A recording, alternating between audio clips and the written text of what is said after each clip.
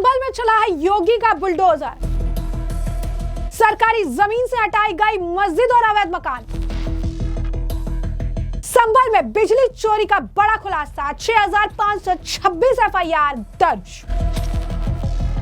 उत्तर प्रदेश के संभल जिले के राया बुजुर्ग गांव में प्रशासन ने अवैध कब्जों के खिलाफ बड़ी कार्रवाई की है। यहां काफी समय से सरकारी जमीन पर कुछ अवैध निर्माण बने हुए थे, जिनमें प्रशासन ने कार्रवाई करते हुए मस्जिद और 2-3 मकानों को ध्वस्त कर दिया है।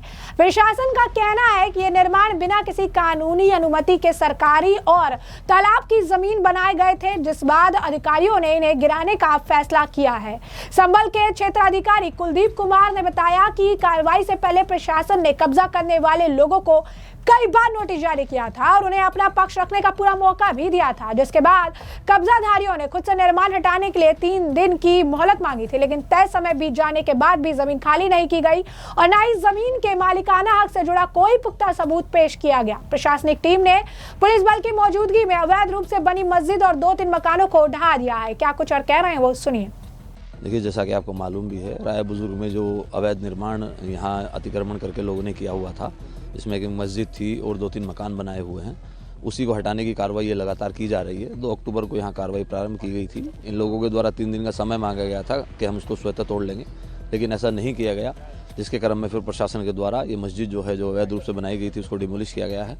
और जो ये 3 मकान हैं जिनको चिन्हित किया गया, इनको पूर्व से नोटिस दिए जा चुके हैं। इनके द्वारा उसको तोड़ने का कार्य नहीं किया गया था, जिसको आज प्रशासन के द्वारा किया जा रहा है। सर, कितनी फोर्स लगाई है? यहाँ 4 थानों के SHOs लगे हैं और हमारे पास RRF है और तकरीबन 50 पुलिसकर्मी यहाँ तैनात किए गए हैं, महिला पुलिसकर्मियों सहित, जिसमें कि सशस्त्र और निशस्त्र दोनों हैं और रूफटॉप ड्यूटी भी लगाई गई हैं। और हमारी जो LIU लोकल यूनिट हैं हमारी, वो भी सब तैनात की गई हैं, ताकि किसी प्रकार की किसी को कोई खुराफात करने का मौका ना मिल सके।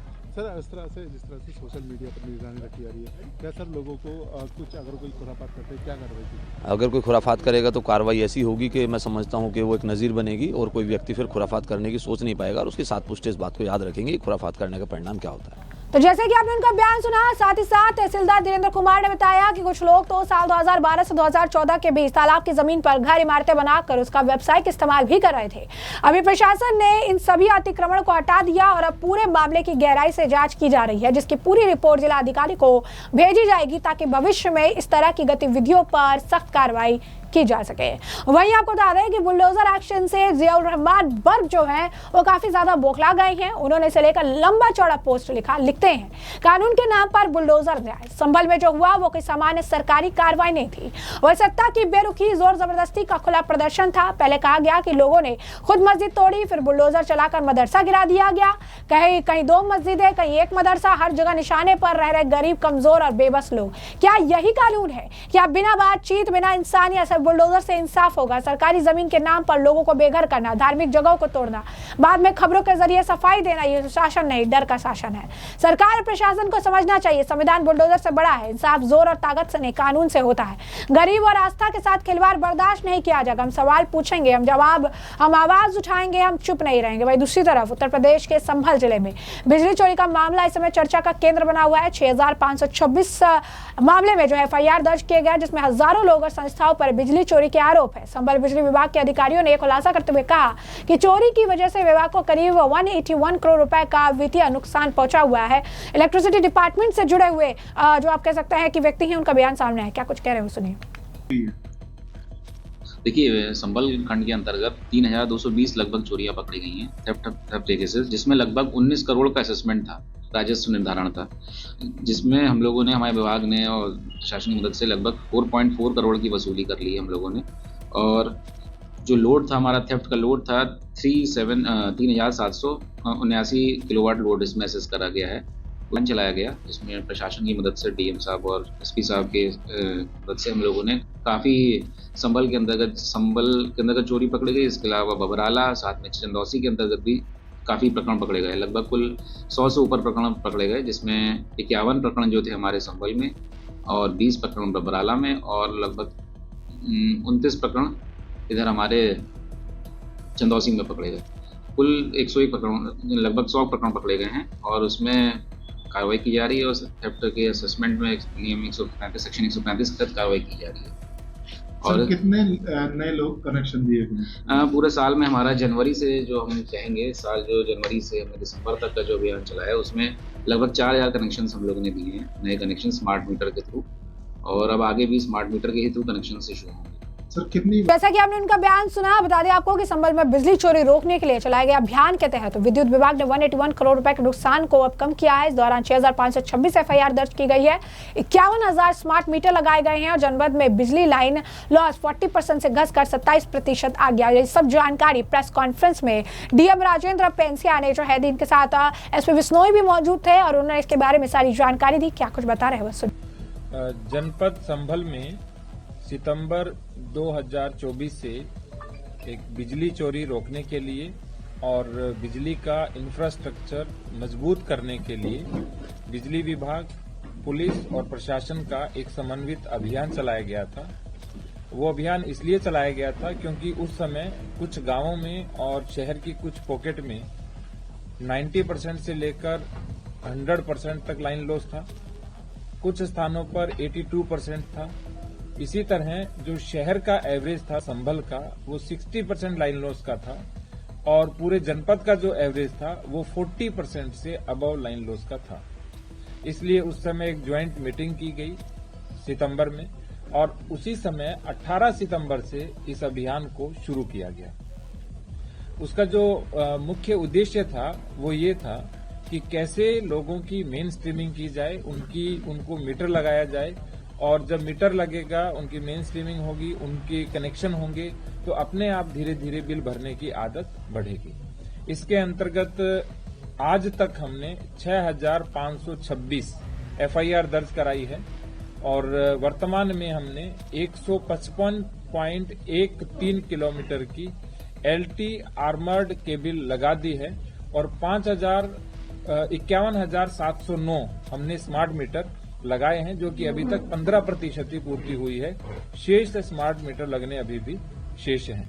तो इसमें आगे और हमने क्या क्या किया वो कप्तान साहब बताएंगे।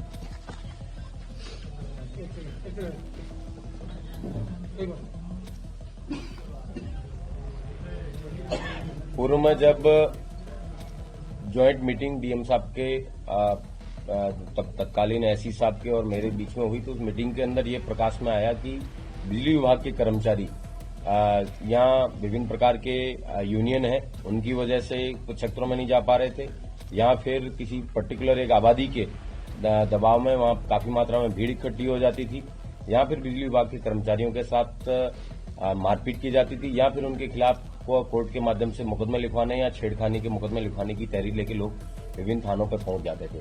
इसकी वजह से बजाय कि बिजली विभाग के लोग किसी प्रवर्तन की कार्रवाई करें, उन्हीं के ऊपर कार्रवाई होने का अंदेशा रहता था। इस तरीके का एक माहौल उसमें परिलक्षित हुआ था। उसको रिवर्स करने के लिए, एक कॉन्फिडेंस बिल्डिंग के लिए डीएम साहब के और मेरे द्वारा प्रत्येक दिन पीएसी को साथ में लेके विभिन्न थानों की फोर्स के साथ में ऐसे क्षेत्र जहां पे पूर्व में बिजली विभाग के व्यक्तियों को या तो मारपीट की जाती थी उनके साथ, उन क्षेत्रों में हमारे स्वयं के द्वारा जाया गया। वहां पे बिजली विभाग के द्वारा प्रभावी कार्रवाई की गई जो कि अभी डीएम साहब के द्वारा बताया गया और एक अच्छा तालमेल प्रशासन, पुलिस और बिजली विभाग के साथ में एक जो बहुत बड़े मात्रा में जो रेवेन्यू का लॉस था उसको बढ़ाने के लिए किया गया। और आप इस बात को मुझे लगता है रेवेन्यू लॉस को कम करने के लिए जो प्रॉफिट है जो बिजली विभाग का उसको बढ़ाने के लिए, उसके साथ साथ जो व्यक्ति बिजली चोरी करता है वो व्यक्ति तमाम प्रकार की अन्य भी आपराधिक गतिविधियां हैं उनमें भी संलिप्त होने की उसकी आशंका और ज्यादा बढ़ जाती है क्योंकि एक अपराध वो कर ही रहा है, उसके साथ साथ अन्य भी अपराध करने की आशंका रहती है। उन क्षेत्रों में पूर्व में पुलिसकर्मी भी जाने से पहले कई बार सोचते थे। इसके लिए हम सब ने प्रयास किया कि संयुक्त रूप से छापेमारी की कार्रवाई है वो की जाए और पिछले साल भर में अभी तक जो कार्रवाई की गई है उसमें कुल 181 करोड़ की जो समग्र वित्तीय प्रभाव है वो बिजली विभाग का बचत हुई है। डीएम साहब ने जैसा आपको पूर्व में बताया कि जो 100 मिलियन यूनिट की बिजली की बचत जो कि 60 करोड़ रुपए की डायरेक्ट, मतलब इसको हम काउंट कर सकते हैं, राजस्व वृद्धि जो हुई है। और इन सब चीजों के बारे में, राजस्व के बारे में मैं एससी साहब से अनुरोध करूंगा कि वो राजस्व वृद्धि के बारे में बताएं और किस तरीके से जो प्रभावशाली लोग थे चाहे वो धार्मिक स्थल थे या फिर जो विद्युत चोरी में भी जो लोग लिप्त थे, उन सब के ऊपर कार्रवाई करके एक अच्छा माहौल है वो बनाने में संयुक्त रूप से हम लोग सफल रहे हैं। सर, कितने लोगों पर अब तक मुकदमा? पहले आप ऐसी साहब को सुनिए, उसके बाद में फिर आपके सवाल जवाब उत्तर दे जाएंगे। कोई सुनिए, इनको ऐसी साहब को सुनिए, जोर से बोलिए। डीएम साहब और एसपी साहब ने बताया कि विशेष अभियान चलाया गया है जनपद संभल में, खासतौर संभल टाउन के अंतर्गत स्थितियां बहुत ही। जैसे कि आपने उनका बयान सुना, जो है डीएम डॉक्टर राजेंद्र पेंजिया ने ये भी कहा कि जनपद से पहले 40% लाइन लॉस था, जो अब घटकर 27% रह गया है। शहरी क्षेत्रों में ये लॉस 7% से कम होकर 30% से नीचे आ चुका है। बिजली चोरी रोकने के लिए प्रशासन विद्युत विभाग से मिलकर 18 सितंबर 2024 से अभियान शुरू किया गया था। उन्होंने बताया कि अभियान के तहत कुछ 6526 FIR दर्ज की गई। इसके अतिरिक्त 155 किलोमीटर आम केबल बिछाए गए, 51,709 नए स्मार्ट मीटर लगाए गए। उन्होंने ग्रामीण क्षेत्र और शहरी जो है पॉकेट्स को भी चिन्हित किया, जहां पहले 70% से 90% तक लाइन लॉस होता था। इन क्षेत्रों में पुलिस PAC के साथ विशेष अभियान चलाकर स्थिति में सुधार किया है। क्या कुछ और कह रहे हैं डीएम, सुनिए। जो टोटल लाइन लॉस मैंने बताया कि जो हमारे जनपद का था वो 40% से अधिक था, और आपको जानकर प्रसन्नता होगी कि वो मात्र 27% एवरेज रह गया है, और सिटी का जो 60% था वो 30% से भी कम रह गया है, और ओवरऑल जो हमारा रेवेन्यू है वो 5% बढ़ा है। और सबसे बड़ी बात, हमने 11 संविदा कर्मियों की सेवाएं समाप्त की है, और लगभग 70 से 80% कार्मिकों का हमने ट्रांसफर किया है, आपस में इंटरचेंज कर दिया है।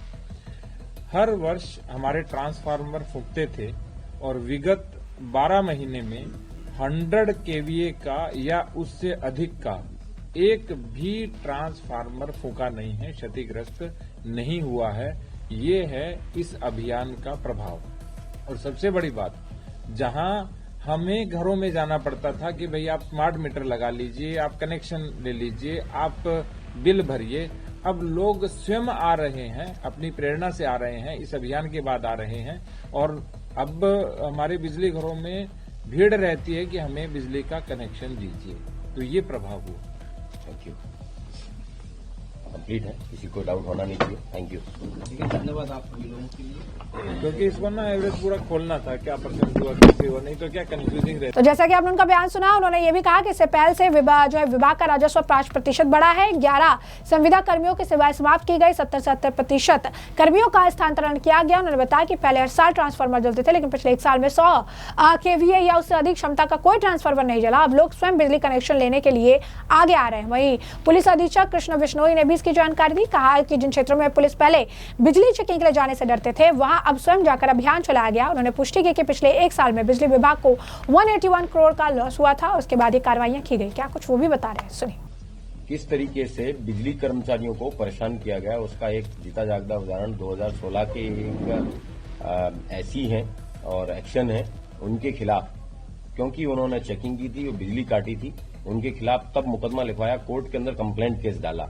9 साल हो गए हैं उनको, आज भी अभी तक उनको परेशान किया जा रहा है, उनको पेशी पे आना पड़ता है। उनके खिलाफ 100% फर्जी मुकदमा है, वो अभी तक चलाया जा रहा है। जो ये दर्शाता है कि किस तरीके से एक कॉकस और एक नेक्सस है, वो इन लोगों को परेशान करने का कार्य बिजली विभाग के लोगों को करता था, उसका निस्तारण करने का कार्य है वो 100% रूप से किया गया है। और आपके पास कोई सवाल हो तो उससे पहले मैं डीएम साहब से कंक्लूड करने के लिए अनुरोध करूंगा। तो ऐसे आपने तमाम बयान सुन लिया, हमने आपको पूरा मामला विस्तार से बता दिया। इस पूरे मामले पर अब आपकी जो राय हो कमेंट सेक्शन में कमेंट करके जरूर से जरूर साझा करिएगा। धन्यवाद।